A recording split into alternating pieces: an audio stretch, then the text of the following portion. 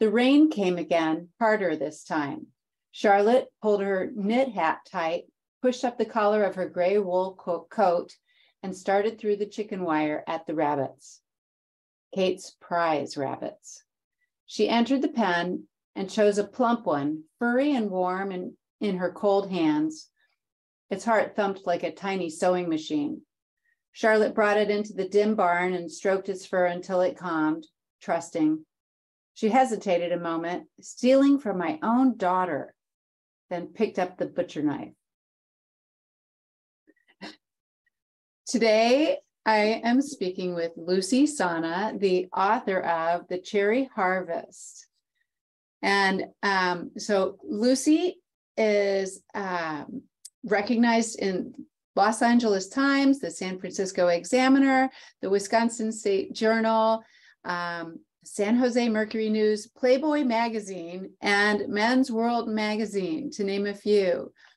Welcome, Lucy. Thank you, Tracey. It's good to be here with you. Yeah, it's so great to talk to you about this historical fiction novel. It was so good. I mean, I still think about it. I finished it like a month ago, and then every now and then I'll like, I get those moments where it comes back, and I'm right there again. I loved it. Terrific. That's what we want. Yes. So although this is your debut fiction novel, right? Mm-hmm. You were a journalist, obviously, beforehand. And so let's talk about how you got your background. Okay, well, I have a degree in English literature. I went to graduate school at the UW, Madison, English literature. And basically my first job, which was like a dream job for me, was assistant editor at a publishing company. And I loved it. But I have to tell you, publishing companies just don't pay.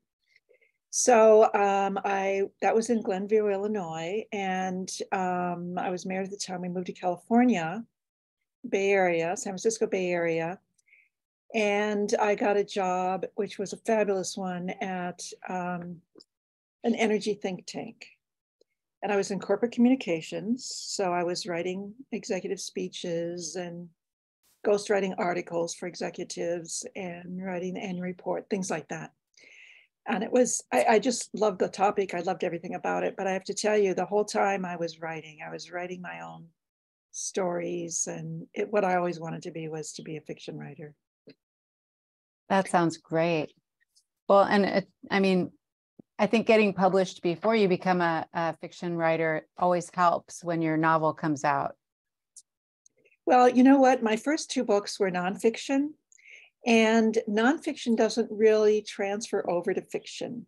Right. The one thing that was useful was the fact that my book had done so well. My two nonfiction books had done so well, and I did a lot to promote that. And so I could say in my query letter that we went out of print after the first 3 months, and they put it back on the press again. And I was, I did a lot to promote it. They gave me a publicist, which was wonderful. So that's why, I was in those newspapers and magazines, and actually I was on national TV and national radio, and that was all really fun. I love radio. Yeah, it's fun. I think it's fun being on the other end of an interview, but I like being on this end too. Right. Yeah. So The Cherry Harvest is placed in 1944 during World War II.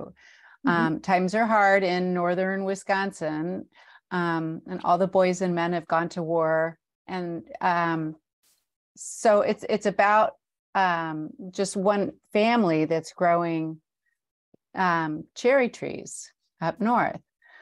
They barely have enough to eat. And if they don't harvest their cherries, the crop will be a loss. So that kind of sets up the story a little bit. Mm-hmm. Yeah.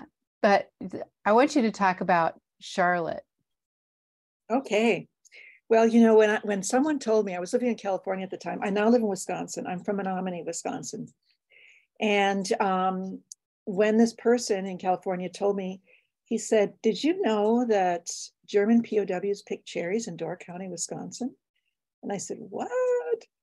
And as soon as I heard that, and I think of this sweet little cherry orchard up in Door County, and these German prisoners of war coming on, immediately I see conflict. And the whole story just flashed in front of me. I mean, it was sort of amazing. I just saw this whole arc. It was Charlotte wanting to save the farm for her son, who was over in Europe fighting the Nazis.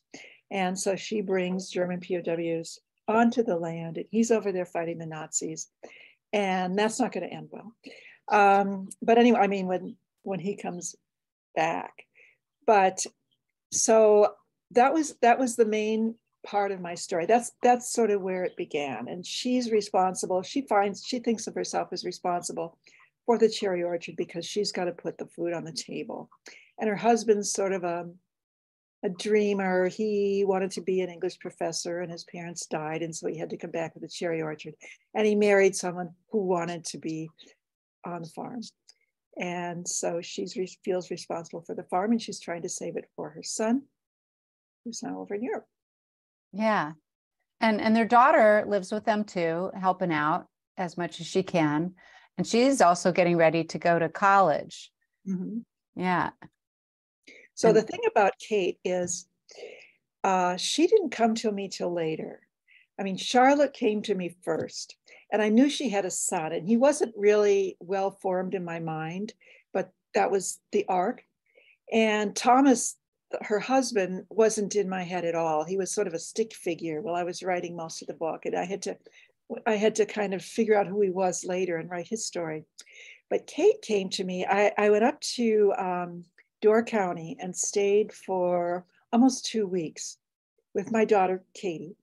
And although she's nothing like Kate, but anyway, we stayed on the Lake Michigan side of Door County. We rented a condo right there where there used to be an orchard. Actually, it was an apple orchard, but there are a lot of cherry orchards up there.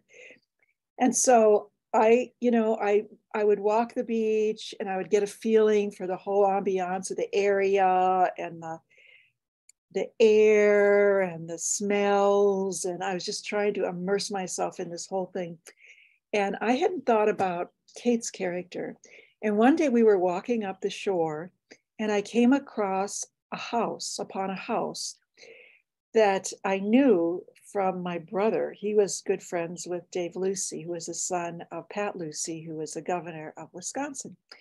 And that had been earlier. But anyway, so he walked up there. And so the thought to myself was, okay, here's this fancy house on the shoreline, and I'm going to put a politician there. Now it wasn't Pat Lucy at all, because the guy that I put there is a warmonger, and he lives in he lives in Illinois. And I got to turn this off, excuse me. And so anyway, when she goes upon it, well, you have to I don't want to give too much away, but she meets this fellow who's sort of like a frat boy kind of person. And she really falls for him, and they're having a big party, and she really gets involved in this, and she really likes him. And then she goes home, where she doesn't even have a telephone. And that's where Kate's story came from. Yeah, but I like the interesting dynamic between the very wealthy people there, and then she's just a farm girl. Yep. Yeah. And so that poses a really awesome dynamic, I think. Not to mention that between them and the POWs who are working the field, because she befriends, one of the POWs becomes her tutor. That's right. Yeah. Tutor. She's not doing so well in math. And so her father, Thomas, hires this fellow who knows English. He had gone to school at Oxford, and he knows English.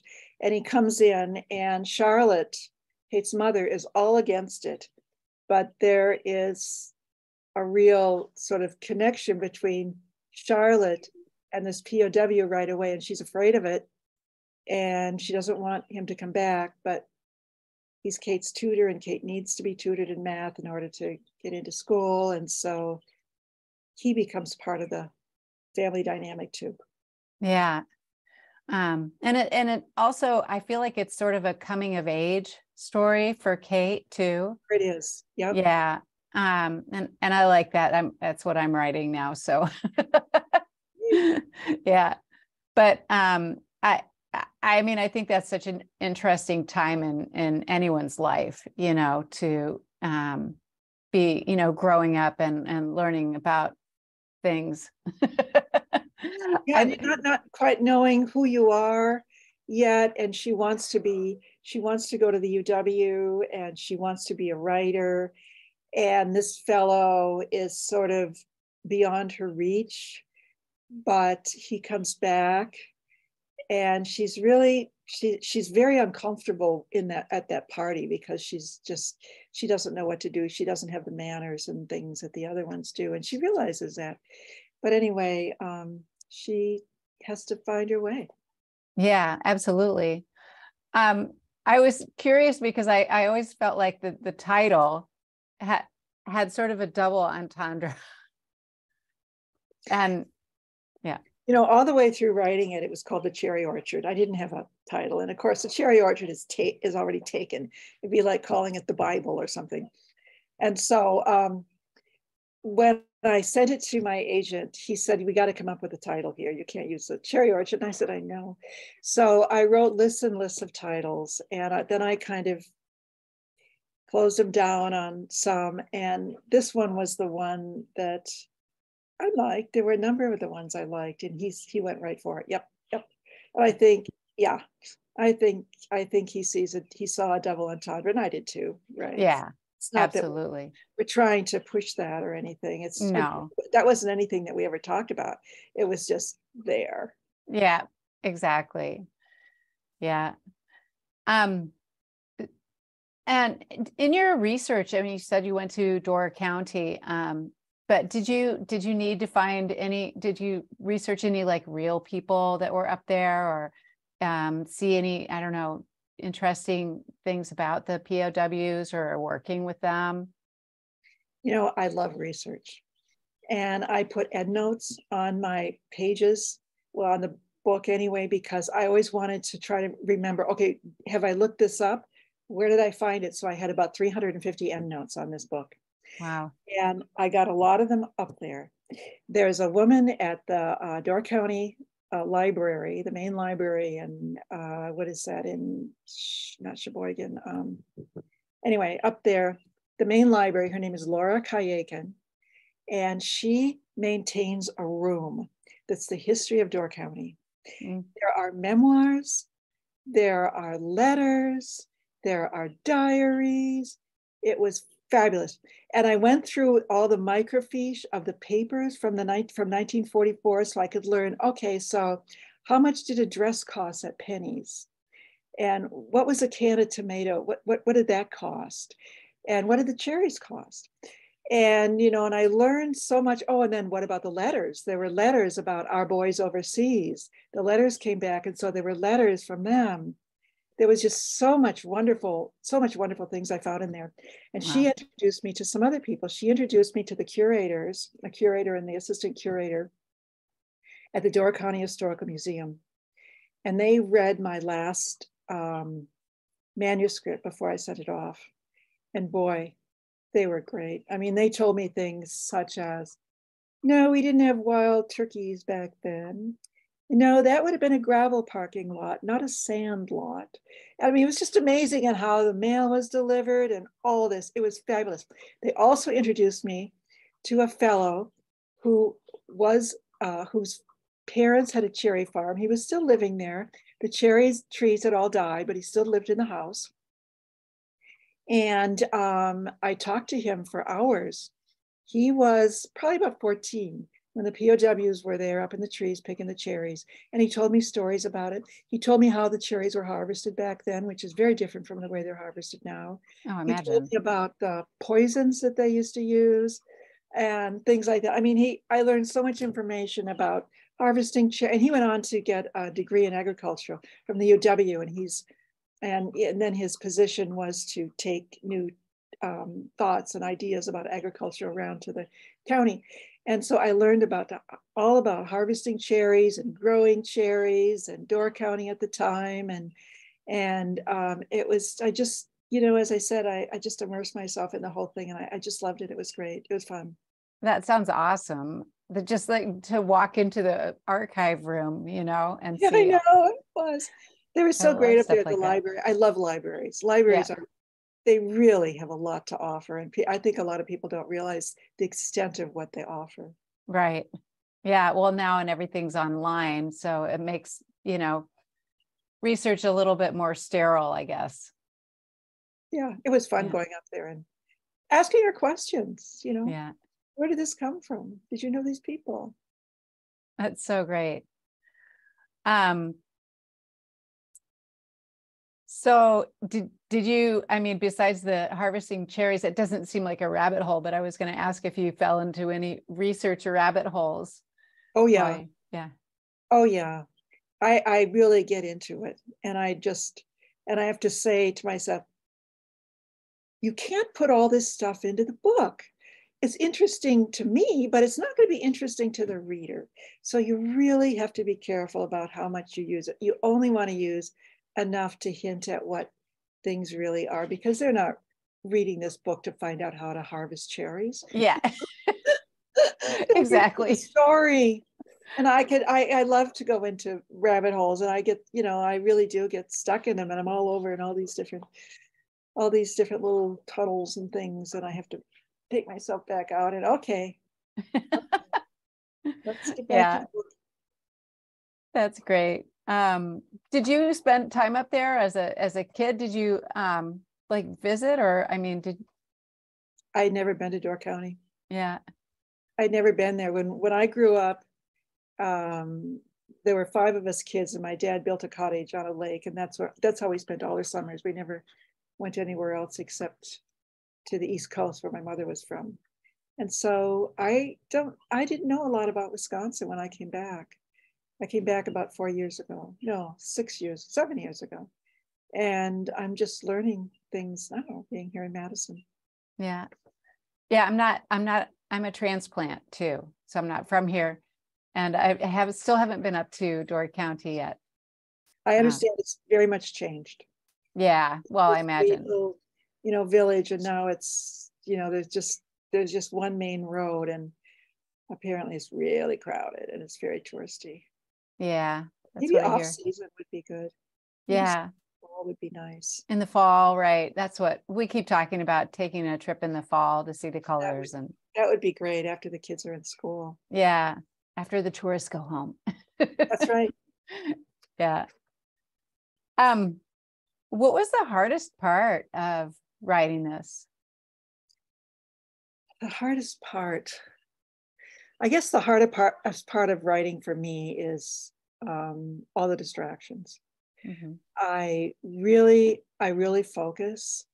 I mean, I could go sit at a restaurant for 3 hours. There was this one place I went to in California. They knew me. They'd bring my tea to my table when I got there. They knew what I wanted, and they'd leave me alone.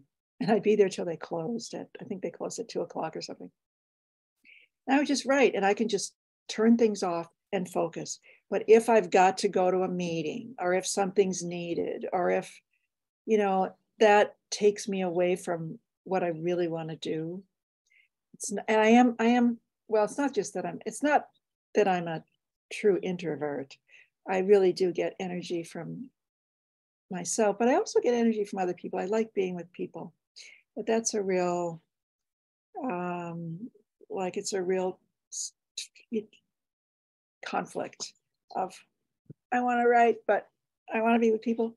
So anyway, this book really came pretty easily. I wrote it probably in a year, the main part of the book. And I just focused. You have to really focus. When I started writing with my nonfiction, that was back in the mid-90s when I wrote my two nonfiction books. And what I learned was, I was working full-time at the time, and in the executive suite. So I had, I was visible, I had to be there. And I learned was I had to give certain things up. And the first thing I gave up was television. And I just stopped watching television for about 5 years. And I gave up a lot of, going out with friends.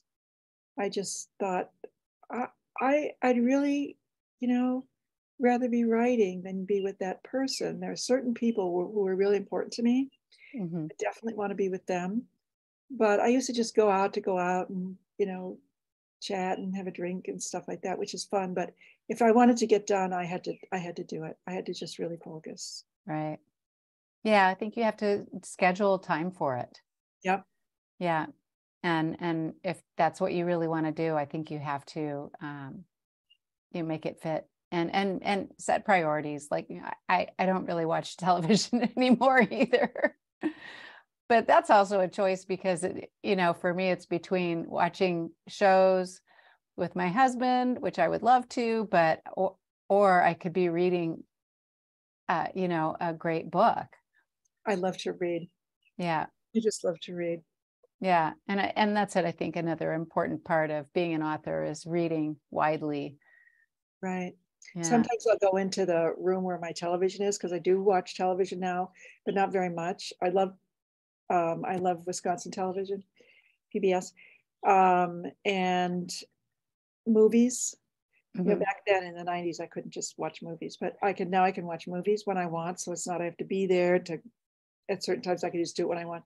And I'll go in there and I'll think, I'm going to watch a movie. And I think, no, I think I'd rather read this book. I want to. Yeah. So it's. Yeah. Yeah. Well, what are you up to next? Are you working on a project? Yep. Always. Yeah. Yep. I'm just about, she says optimistically, I'm just about done with the manuscript for my next novel. It's also World War II era, but it takes place in Portsmouth, New Hampshire, where my mother is from and where my parents met. And my dad used to work with submarines in the Navy. Wow. Mother worked in the naval office there at the naval base in Portsmouth. And it was a Portsmouth Naval Base, actually it's in Kittery, Maine, but it's Portsmouth Naval Base because they didn't have a post office in Kittery, Maine. But anyway, that's not the thing. So I learned a lot from them about living at that time. And I mean, they were my go-to. They were my go-to when I started this book. And I really love writing it. It's taking a lot longer because I've gone through a lot moving from California, then moving my daughter from California. Both my parents passed away. And since I started this book, and then of course we had COVID, which should have been a good time for me to do this, but I fell down and I broke bones, and there was just so many things that happened. But right now I feel very good about where I am and very settled, and I see the end of it, and it's looking good. Well, that's exciting. My agent is saying, I can't wait to read it. Encouraging. Yes, absolutely. That's wonderful. And well, I can't wait to read it either.